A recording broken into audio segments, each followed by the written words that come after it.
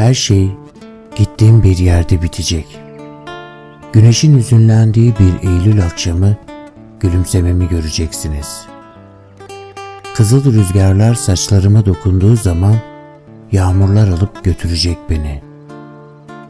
Ağaçlardan kurumuş yapraklar düşecek.